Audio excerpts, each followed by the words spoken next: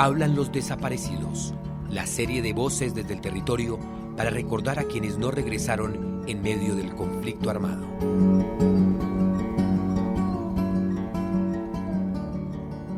Hola, los que nos han seguido hasta aquí en esta temporada de Hablan los Desaparecidos, la serie de voces desde el territorio, el podcast de Colombia 2020 del Espectador dedicada a conversar sobre la desaparición forzada, sabrán que les hemos contado por acá historias que nos han dolido, a ustedes y a nosotros, que nos han roto, que muchas veces nos han afectado profundamente.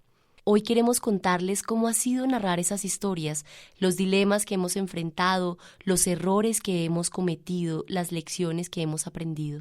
Nuestros invitados de hoy no han sido los protagonistas de las historias, han sido quienes han contado, quienes han estado detrás, personas de carne y hueso a quienes las historias que contaron se les metieron en la piel y desde entonces los acompañan. Todos escribieron su relato y lo dejaron plasmado en un pequeño manual periodístico que se llama Diálogos con la ausencia, pistas para narrar la desaparición y la búsqueda. Soy Natalia Herrera y en este capítulo vamos a hablar de cómo nos hemos enfrentado a contar la desaparición forzada.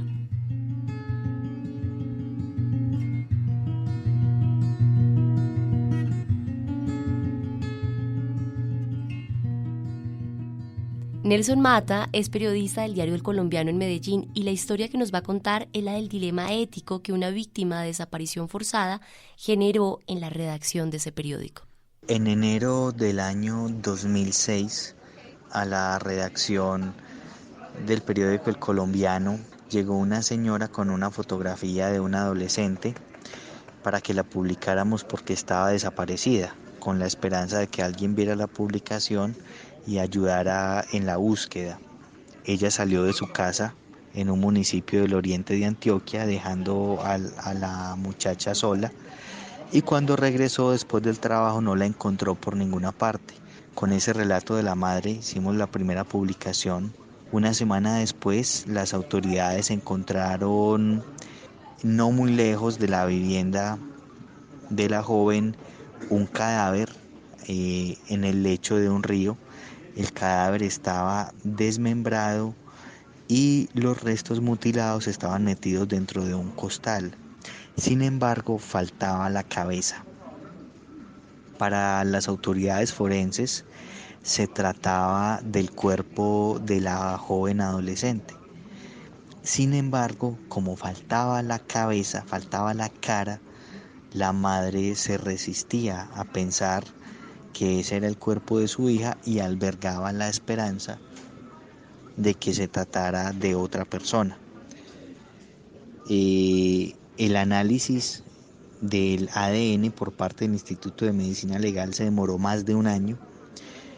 Al cabo de ese tiempo se concluyó ya por prueba de ADN que sí se trataba de la joven.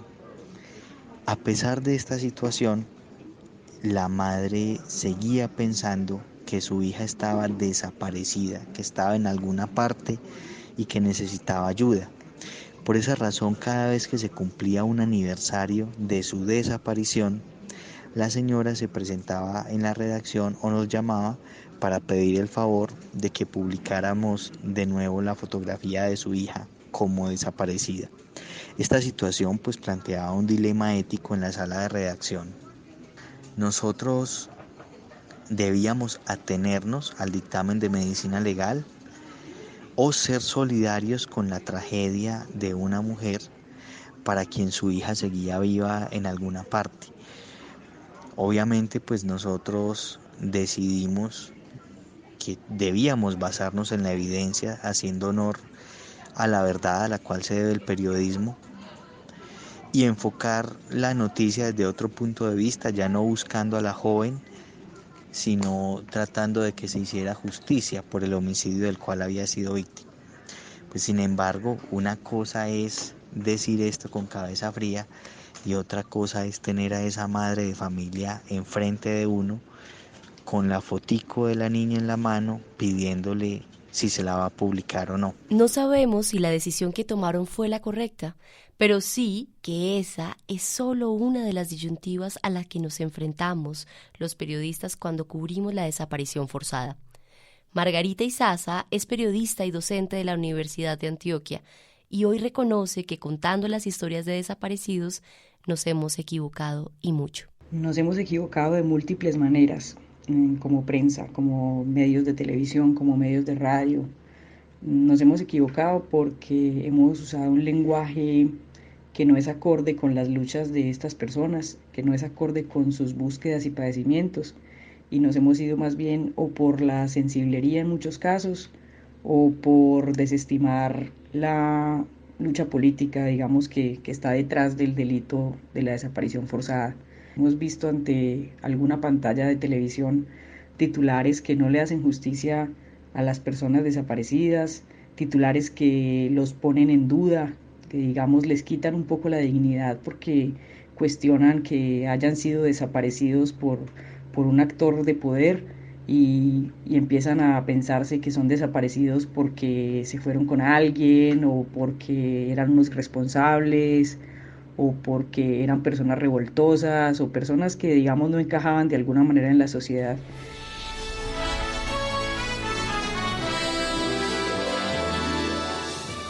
En la toma del Palacio de Justicia no hubo desapariciones forzadas. Esa es la conclusión de la Fiscalía después de 34 años del asalto que dejó más de 100 muertos. No hubo personas desaparecidas en la retoma del Palacio de Justicia. Para la Fiscalía no hubo desapariciones forzosas en la retoma del Palacio de Justicia por parte de... ¿Cuántas veces hemos reproducido solo voces oficiales por encima de las víctimas? ¿A quiénes les hemos dado vía libre en los micrófonos? ¿Quiénes salen en las primeras planas? La noticia. La Fiscalía General tuvo que salir a aclarar hoy que en ningún momento ha negado la existencia de los desaparecidos. Explicó que de los 11 empleados de la cafetería de quienes se desconoce su paradero, ya fueron hallados los restos mortales de 6 de ellos. 5 más hacen falta por encontrar y 2 más han sido incluidos en los reportes. Pero también hemos cometido otros errores. Nelson Mata nos habla de uno, por ejemplo, en el que frecuentemente caemos como periodistas y termina afectando la manera en que nos acercamos a la historia, la trampa de la desesperanza. A veces los periodistas caemos en una especie de trampa de la desesperanza. Esto quiere decir que por las circunstancias en las que se producen las desapariciones, el periodista tiende a pensar que el destino de la víctima es la muerte. Eso sucede, por ejemplo, en territorios donde hay contextos de violencia y las personas son raptadas por personas armadas. Esa preconcepción de los hechos puede afectar la forma en la que asumen la historia. Un desaparecido está desaparecido, no podemos decir de entrada que ya esté muerto.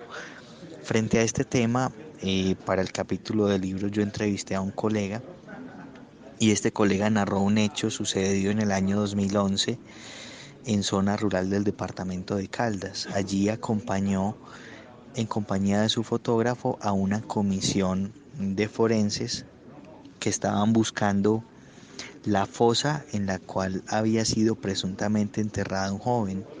El periodista relató que en ese viaje iban con el papá de la víctima y a pesar de que el reportero no tenía mucha esperanza en encontrarlo porque ya llevaban bastantes horas de camino, recuerda especialmente que el padre de la víctima siempre conservaba la fe.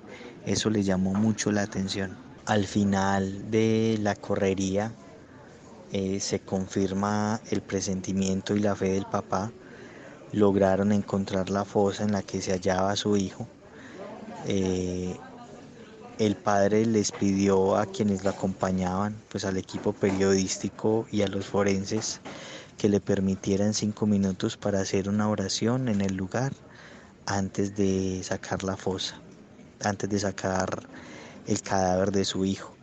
Pues la gran lección que deja es no anticiparse a la situación y dejar que sea el relato de los familiares de la víctima el que lleve el hilo de la narración, no tanto la preconcepción que tenga el periodista sobre los hechos, porque cuando uno hace ese tipo de preconcepciones lo que hace es anteponer su versión de las cosas a la versión de los familiares. El día que se lanzó en Bogotá Diálogos con la Ausencia, Luz Helena Galeano, representante de Mujeres Caminando por la Verdad, una organización de víctimas en Medellín que busca a sus familiares desaparecidos, hizo un llamado tremendo a los medios de comunicación. Escuchemos lo que dijo. Crítica en el término de los medios masivos, por ejemplo de Caracol y RCN, cuando le hacen a uno una entrevista, ¿cierto? Uno quisiera que ese contexto, no solo de mi familiar, sino que se conozca todo lo que ha sucedido en los territorios, ¿cierto? En términos de desaparición forzada, visibilizar que no somos una sola persona, que es mi familiar que está desaparecido, sino que son muchos y a todos los tenemos que buscar, independientemente de que, como decimos ahora, que sean militares, paramilitares, combatientes, víctimas de la FARC y todos los demás, ¿cierto? Porque todos tienen una familia que les duele y todos merecen ser buscados. Entonces yo creo que los medios de comunicación hacen un papel muy importante al hacer estas entrevistas a los familiares y deben tener ese tacto, como tratar de ser como ese amigo, ese confidente, casi como si fuera un sacerdote, una forma de esculpir esa entrevista sin irle a hacer o causar ese daño a la víctima, ¿cierto? Porque hay muchos periodistas que me ha tocado ver y se los he dicho, les parece mejor una primicia ver a una víctima llorar por su hijo, por su padre, por su esposo, y esa es la magnífica noticia, es la primicia, y mostrarla llorando en la televisión o en las redes sociales. No, eso no es va más allá, o sea, porque esta persona está aquí presente y quiere buscar a esa persona desaparecida, qué es lo que tiene dentro de ella, qué es lo que le sucedió, y cómo lo está haciendo, cómo podemos acompañar. Yo creo que eso es lo más importante, volverse amigo de la persona que están entrevistando, que sientan que lo que a ella le pasó me puede pasar a mí y que estoy sintiendo el dolor, así no me haya sucedido en el momento. El llamado que elevó Luz Helena Galeano tiene un riesgo. Nelson Mata cuenta cómo llenarse de esas historias lo fue consumiendo, casi devorando. En el desarrollo de este tipo de reportajes es normal que se genere una especie de afinidad entre los familiares y amigos de la víctima y el periodista que está haciendo el reportaje. Somos seres humanos y solemos, digamos, tendernos la mano emocionalmente cuando se presentan este tipo de tragedias. Pero eso tiene un precio también para la tranquilidad del periodista.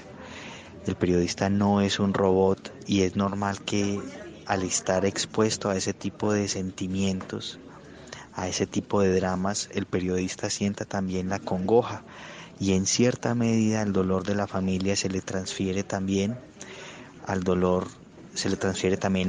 periodista, incluso la desesperación. Frente a eso es importante que los periodistas tengan en cuenta que hay que tener unos métodos de blindaje emocional.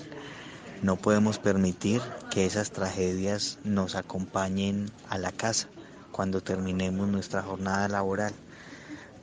A veces nos llevamos esos fantasmas de la ausencia y ve uno compañeros llenos de pesadumbre cuando están cubriendo esta clase de reportajes. Aquí lo ideal es hacer como hacen los actores dramáticos, que cuando salen de escena se quitan el traje del personaje. En cierta medida, ser reportero es apenas una de las tantas esferas que componen nuestra personalidad y sería adecuado para nuestra salud mental que cuando estemos en nuestra cotidianidad nos desprendamos de esa función de reportero, de ese traje de periodista. En lo personal, yo tuve una experiencia al estar expuesto a tantas tragedias, no solamente cubriendo temas de desaparecidos, sino también de asesinatos, masacres y demás. Uno empieza a perderle el sentido a los pequeños problemas de la cotidianidad, como lavar unos platos que están sucios, por ejemplo, u organizar una habitación. Y esos pequeños problemas terminan generando discusiones con las personas que lo rodean a uno. Es importante no perder de vista esta situación, que las grandes tragedias a las que uno está expuesto por su trabajo no terminen minimizando los pequeños problemas que también le dan sabor a la vida.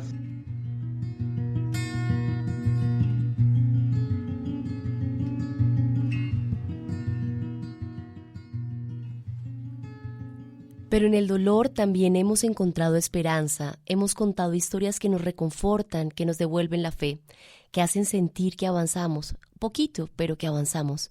Juan Gómez es periodista de Rutas del Conflicto y hoy nos cuenta uno de esos relatos. Este es el trabajo, por ejemplo, de un colega llamado Miguel Estupiñán, quien en su crónica La verdad, condición para la paz en Boyacá, cuenta la historia de una peregrinación de víctimas, sobrevivientes y también aliados por la memoria que año a año llegan hasta la provincia de Lengupá, al Alto de Buenavista, y conmemoran la memoria de sus familiares en un lugar que fue escenario de dolorosas desapariciones de decenas de personas por parte de grupos paramilitares. Allí hacen una caminata anual de la mano de organizaciones sociales que apoyan, que son amigos de estos procesos de memoria, y desde ahí realizan actos conmemorativos con el apoyo de fotografías, de retratos de sus familiares y también con la nostalgia de sus recuerdos vivos. Por ejemplo, hay un hermano de 2 victimarios que hacían parte del grupo paramilitar responsables de las desapariciones, que se siente una víctima más del municipio y participa activamente y ayuda a organizar todas las actividades relacionadas con la peregrinación hasta el Alto de Buenavista. Esta es una de tantas historias que el periodismo también puede contar, haciendo énfasis en no solo cómo el dolor hace parte de estas historias, porque es un dolor muy profundo, sino también todas esas aristas que a veces se nos escapan y que hacen parte elemental de estos relatos, porque estas historias, aun cuando están llenas de mucho dolor, son definitivamente mucho más que eso. Y la resistencia y lucha de los familiares se evidencia en cada rincón del país en donde alguien sigue buscando. Pero no basta con contar esas historias, hay que llenarlas de significado y hay formas distintas de acercarse a ellas. Los ríos, las fronteras, las montañas, lugares que se convierten en escenarios para explorar la relación de los familiares y las comunidades con sus desaparecidos. Así lo cuenta Juan Gómez. Partiendo de la idea que todos en vida dejamos rastros en los lugares que habitamos y en los lugares que significan algo para nosotros, porque son importantes por alguna razón, porque hacen parte de nuestra vida en algún momento, así sea en la infancia, en la juventud o en la adultez.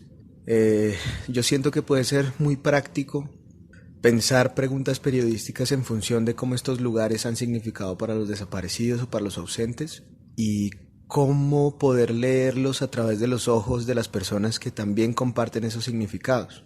Es posible encontrar en estos lugares, sean ríos, sean fosas, sean fronteras, sean hornos crematorios y demás lugares que los antropólogos forenses llaman escenarios complejos para la búsqueda, historias, digámoslo así, muy poderosas que el periodismo puede indagar y que puede contar a través de los ojos de las personas que también les conocen y les han visto transformarse. Es posible conocer un lugar, cómo cambia, cómo se vuelve de parte de la cotidianidad de la familia a un lugar primero de terror, de horror, de miedo, de consternación por la desaparición. Cómo el río deja de alimentar a las familias porque el recuerdo de la desaparición y posible muerte de un familiar hace parte ahora de lo que antes significaba la vida, que es el agua. Y cómo ese mismo lugar también se vuelve a transformar muchas veces en un lugar de memoria y de resistencia de los familiares que siguen buscando a sus desaparecidos bajo las aguas del río. Otra cosa importante a tener en cuenta es que hay un mito grandísimo alrededor del imaginario común de que cuando un cuerpo se arroja en estos escenarios, entre comillas, complejos para la búsqueda, cuando trascendemos ese mito, podemos preguntarnos al menos cuáles son los retos de buscar.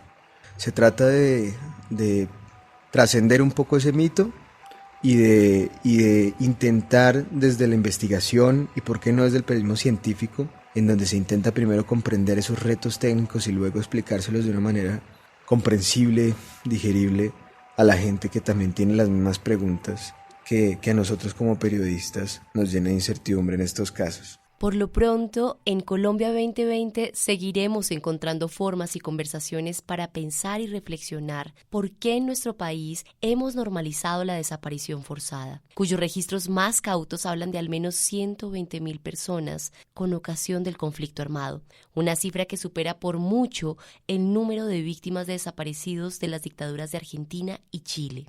Entonces, ¿cómo narrar el dolor de las víctimas y dignificar su incansable búsqueda? Bueno, pues estamos en este camino y gracias por escucharnos y acompañarnos.